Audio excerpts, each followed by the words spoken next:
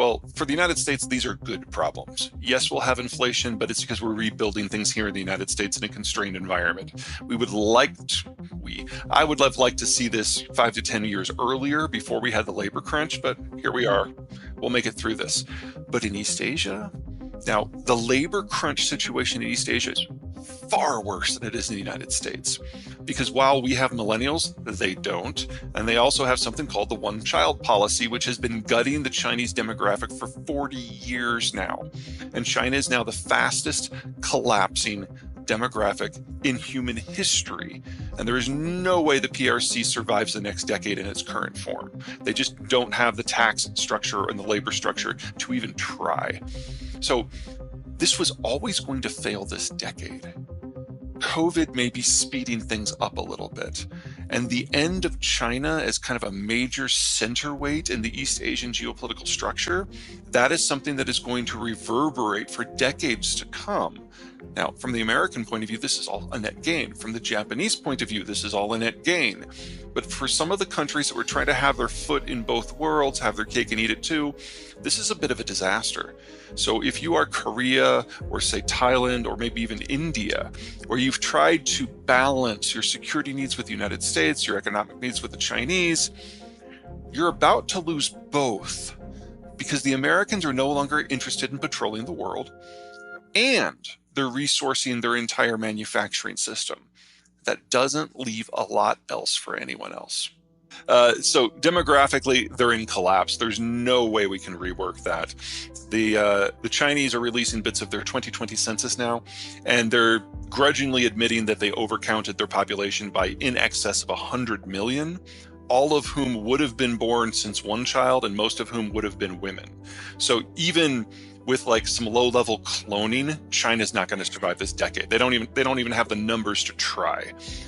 Second, the Chinese have a lot of ships, but most are very small, and almost all of them can't sail more than 1,000 miles from port, and only that if they're moving slow and not dodging and no one's shooting at them. So the Chinese don't have the naval capacity to go out and secure markets or resources. They are entirely dependent on the U.S. Navy to do that for them. And to think that a core tenet of the U.S. national policy in this era is to bleed and die so that the Chinese can import raw materials and export finished goods, that strikes me as a stretch.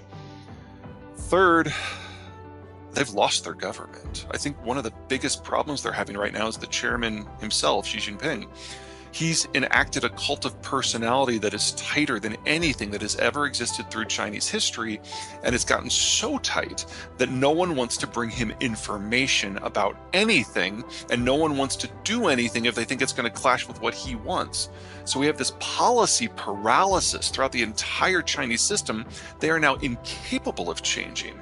I think the best example I can give you is that in Shanghai, they are now literally disinfecting runways at the airport because of COVID fears. There's just no functional policy coming down from the top, because when you only have one dude, can you imagine if you're in a Fortune 500 company and the CEO had to direct every specific thing, him or herself? Now, do that for a country of 1.4 billion people, 1.3 billion people. Everything is seizing up. They're not making progress on transport. They're not making transport in the information or the digital economy.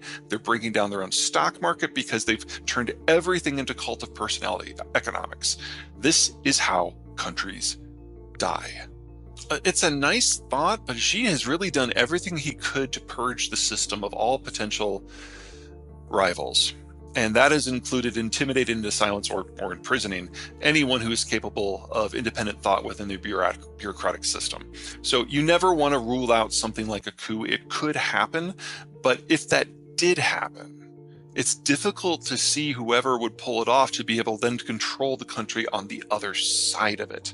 They might be a regional leader and they might be fine for their region, but the rest of the Chinese system would have a different opinion on who should be in charge. That's how civil wars begin. So I don't think that's a great thing to put your hopes into if you're hoping for China to remain part of the international system. In the case of Russia, it's not quite so tight. But which is not to say that it's not tight. There's probably 6 people remaining that have access to Putin on a regular basis, 3 of whom are toadies and who are incompetent. That's like the defense minister Shoigu or Medvedev, the former president. And then there's 3 people who are actually intelligent, like Patrushev, who ran the KGB for the longest time, or excuse me, FSB now, or Igor Sechin, who's in charge of the state oil concern. But of everyone within the Russian elite, the only one who might have the guts to actually off Putin is Igor Sechin himself. But if there's one thing everyone else in Russia agrees upon, it's that Igor Sechin is kind of a prick, and they would all kill him if he actually tried. So there's not a lot of hope in terms of Kremlin watching or Forbidden City watching in terms of what might be a smooth transition from these 2 leaders. When the COVID disruptions were about substitution, the disruptions we're now starting to see are about flat-out replacement. We know that the system that made everything that we know in 2019 is not coming back. We know that the Russian materials are falling off the market. If it's not because of boycotts or sanctions, it's going to be because a lot of the productive capacity in Russia was done by Western technocrats, especially if you're talking energy in Eastern Siberia, which is the stuff that feeds into China. And then the Chinese can't adapt anymore. In that sort of environment, we need to rebuild a fundamental system elsewhere. That takes time. That takes money. Not really. It takes 10 years to bring a new potash mine and processing facility online. It takes at least 3 years for a nitrogen system or a phosphate system. The Chinese have removed phosphate from the system because they're concerned about food security in their own country. These are fertilizer materials you're talking about, correct? Sorry. Yes, fertilizer. And China used to be the world's largest phosphate exporter. Potash comes from Belarus and Russia primarily. Canada is a big supplier, and so this is good for the United States, but for everyone else, it's kind of screwed. And there are some new facilities that are coming online, but they were already kind of baked into the math because they've been coming for years, so we knew they were coming. There may be a little bit of surge capacity, but it's already too late for the Northern Hemisphere's planting season. I mean, if you're going to apply fertilizer, you've already done it this year. And fertilizer prices based on type are up between 50 and 200%. That means in the United States, we have seen a significant amount of crop switching as farmers choose outputs that don't require so many inputs.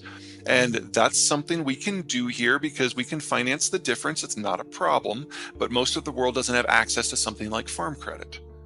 Now, you go to the rest of the world, and you're talking about farmers either not planting on what they consider to be their marginal lands because those will only produce with fertilizer, or using less fertilizer for the crops that they just choose to grow.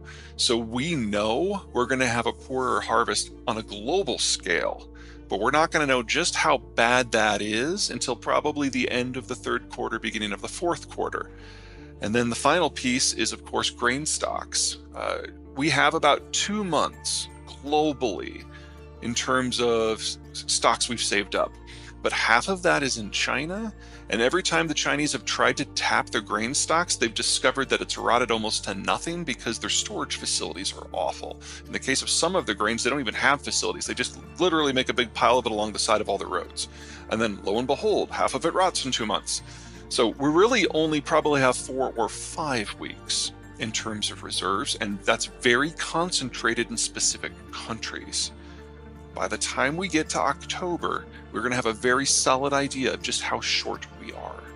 Now, part of the reason that we're not panicking about the food situation right now is most of the world at the moment is eating last year's harvest. And so there was no problem with the input into the system.